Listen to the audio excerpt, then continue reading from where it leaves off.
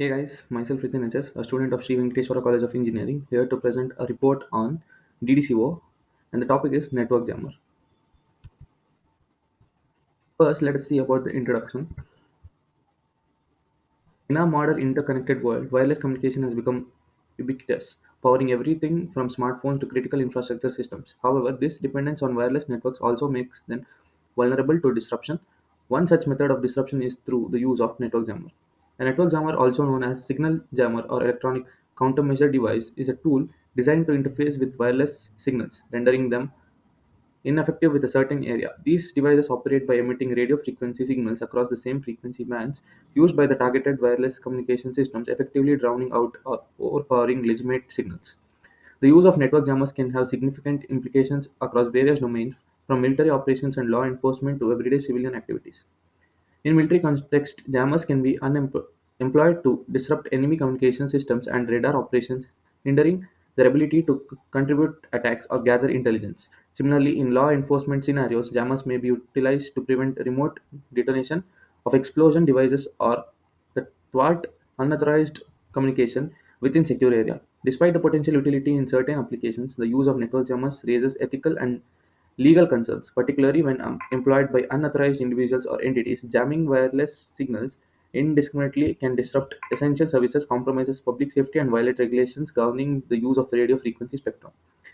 This introduction sets the stage for a deeper exploration into the mechanism, impacts, and countermeasure associated with network jammer. By understanding the capabilities and limitations of these devices, as well as the strategies for mitigating their effects, we can better navigate the complex landscape of wireless communication security in increasing interconnected world. Thank you. Hello everyone, myself Pawan Kumaram. Now I am here to give an presentation on abstract for the network jammers. Network jammers are also known as signal jammers or electronic countermeasures. Are devices designed to disrupt wireless communications by emitting radio frequency signals in the same frequency range or as the targeted network. This abstract delves into the mechanisms employed by network jammers. Their potential impacts on various communication systems and strategies are multi-guiding their effects. Network jammers operate by transmitting interfering signals that overpower or drown out leg- legitimate signals with their vicinity. They can target a wide range of wireless technologies including Wi-Fi, Bluetooth, cellular networks, and GPS systems. The disruption caused by network jammers can lead to significant consequences, such as loss of connectivity, compromised security, and interference with critical communication infrastructure. The impacts of network jamming extend across diverse domains, including military operations, law enforcement activities, and civilian communication networks. In military context, jammers can be developed to disrupt enemy communications and radar systems, impeding their ability to coordinate and execute strategic maneuvers. Similarly, in law enforcement scenarios, jammers may be utilized to neutralize remote denotation devices or prevent unauthorized communication within restricted areas. However, the malicious use of network jammers by adversaries poses as a serious threat to public safety and national security.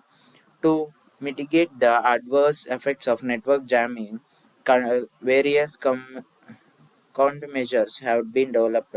These include frequency hopping techniques, spectrum modulation or and signal encryption, and enhance the realizations of communication system against jamming attacks.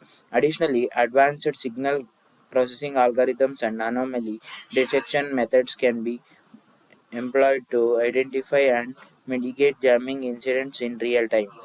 In conclusion, network jammers represent a potent tool for disrupted wireless communications with implementations ranging from military operations to civil infrastructure. Hello everyone, myself Raju with USN 1VE22 CS122. Today we are discussing about the topic components used to network jammers. Components. Register 1 is used to emitter loading, register 2 is used to base biasing, Capacitor 1 is used to frequency generation. Capacitor 2 is used to feedback. Capacitor 3 is also used to feedback. Capacitor 4 is used to noise reduction. Capacitor 5 is used to coupling. Capacitor 6 is used to coupling. Capacitor 7 is used to decoupling. Transistor Q1 is used to amplification. Indicator L1 is used to frequency generation. This is a circuit diagram of cell phone jammer circuit. Hi, I am Niranjan KN having USN 1VE 22CS104. Now I am going to explain the topic called working procedure of network jammer and frequency calculation of network jammer. So the first thing is working procedure of network jammer. Firstly, the RF amplifier circuit compromises the transistor Q1, capacitor C4, C5 and the resistor R1. This RF circuit amplifies the signal generated by the tuner circuit. The amplified signal is given to the antenna through capacitor C6. It blocks DC and allows only the AC component of the signal to be transmitted. When the transistor Q1 is turned on, the tuned circuit at the collector turns on. The tuned circuit consists of capacitor C1 and inductor L1. These acts as an oscillator with zero resistance. It produces very high frequency with minimum damping.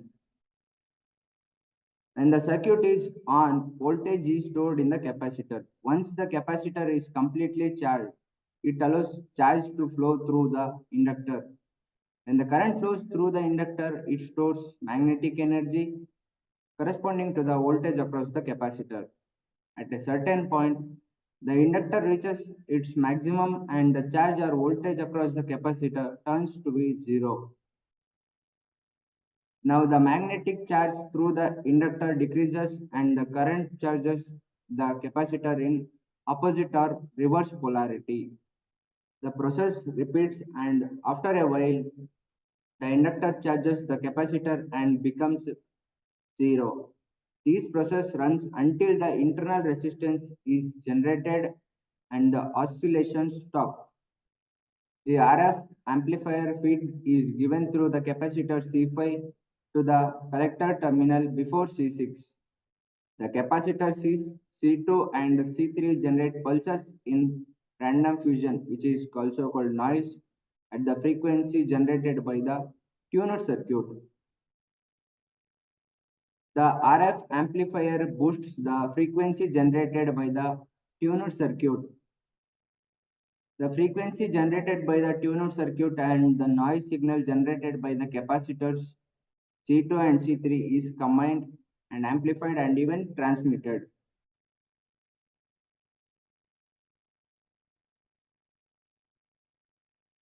So the next topic is frequency jamming calculation. Mobile phones operate at different frequency bands in different countries. For Canada, the 1900 megahertz band is primary band, particularly for the urban areas, and 850 megahertz is used as backup in rural areas. The USA uses 850 and 1900 megahertz band depending upon the area. The Europeans tend to use the GSM of 900 and 1800 bands as standard. Middle East, Africa, Asia, and Oceania also use these frequency bands. In Russia and some other countries, local carriers have license for 450 MHz frequency to provide CDMA coverage. The use of different frequencies make it difficult to have a jammer for all frequencies. However, the below mentioned formula can be used to calculate the required frequencies values. So frequency is equals to 1 divided by 2 into pi into square root of L1 into C1. Depending on the frequencies you need to block, the values of inductor L1 and the capacitor that is C1 can be altered. For example, if mobile phones in your area work at 450 megahertz, you need to generate 450 megahertz with some noise to act as blocking signal. Now, the cell phone receiver will not able to be understand which signal is to receive. We have successfully blocked cell phone signals. Here, 450 MHz is tuning frequency. Cell phone jammers for other frequency ranges are designed similarly. However, the signal range is very weak, thus this circuit works only for range of 100 meter. Thank you. Hello, myself Manish Goda. My OSN is 1V22CS089 and today I'm going to explain the benefits and drawbacks for the network jammer and enhance privacy.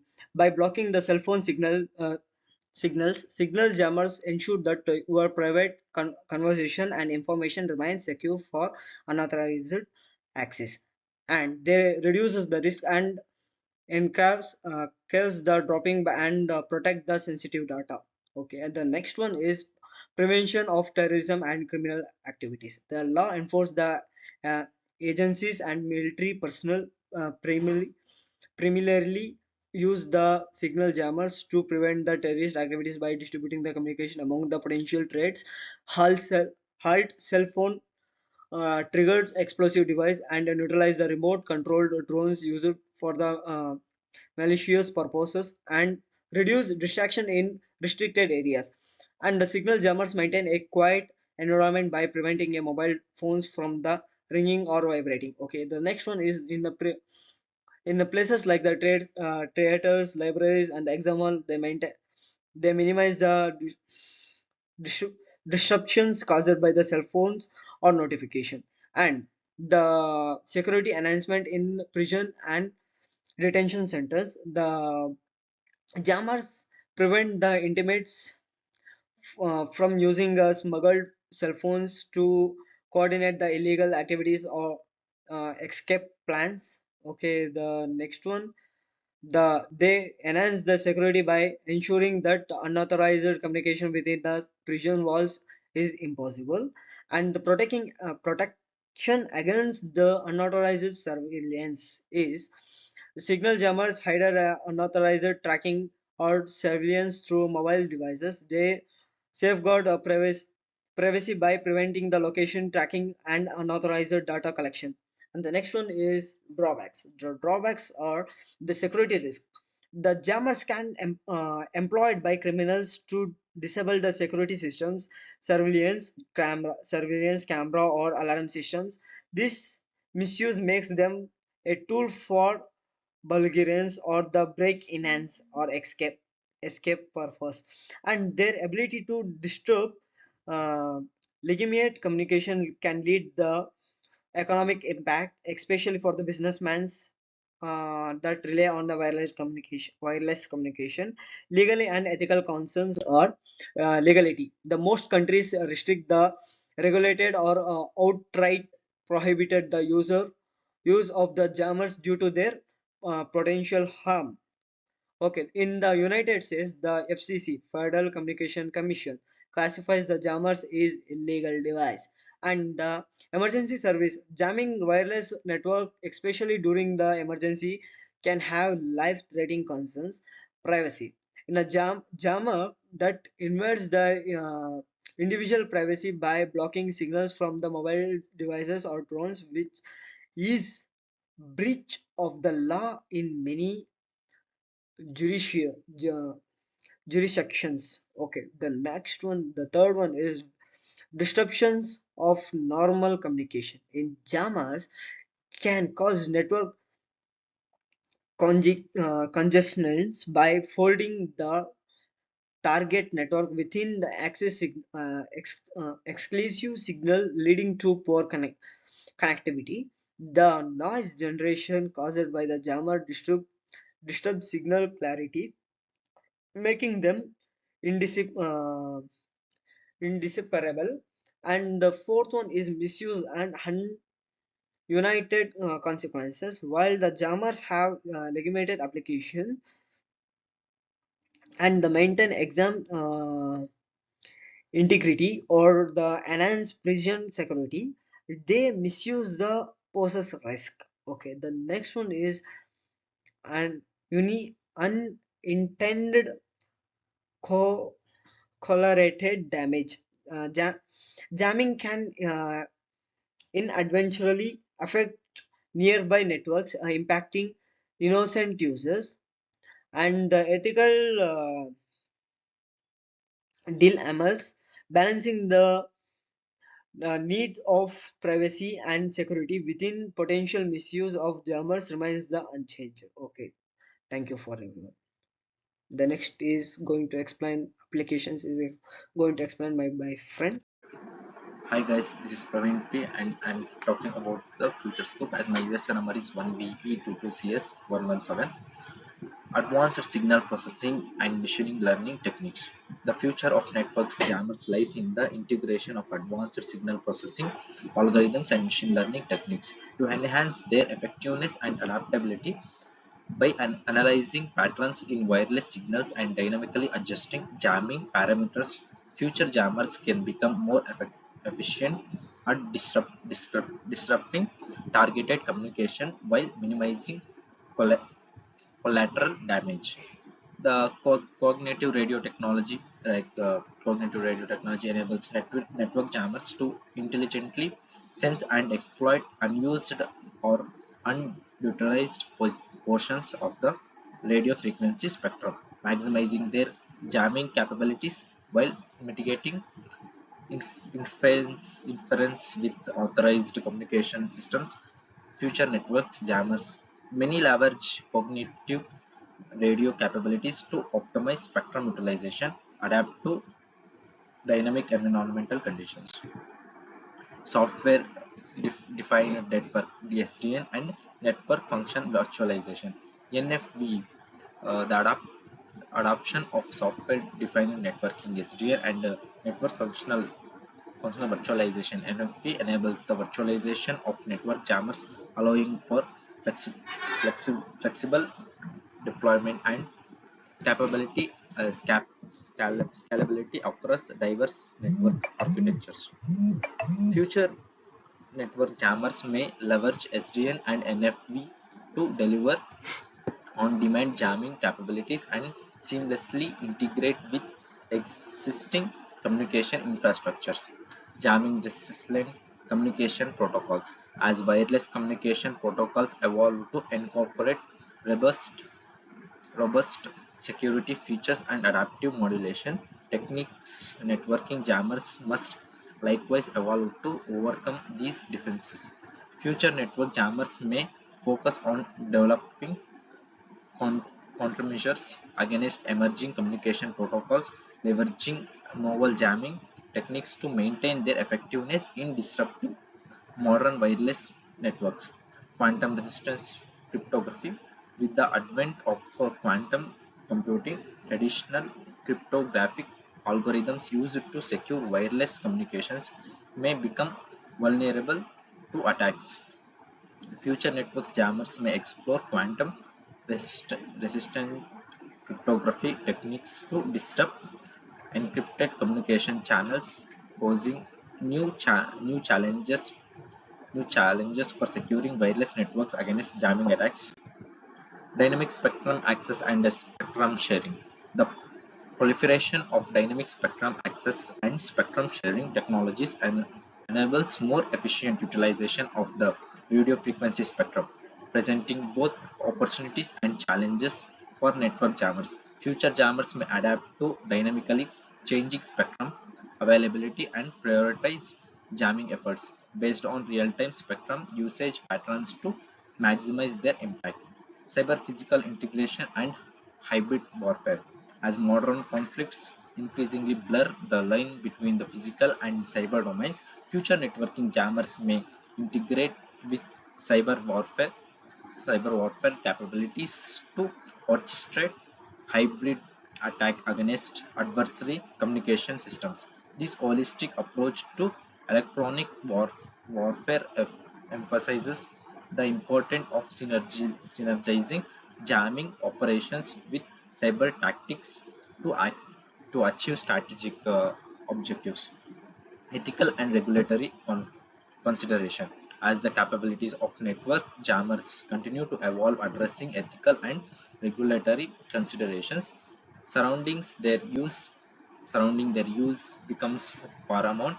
Future research may focus on developing frameworks for enabling for responsible deployment of network jammers, ensuring compliance with international laws and ethical guidance governing electronic warfare operations. In conclusion, uh, by embracing interdisciplinary is explained by my friend.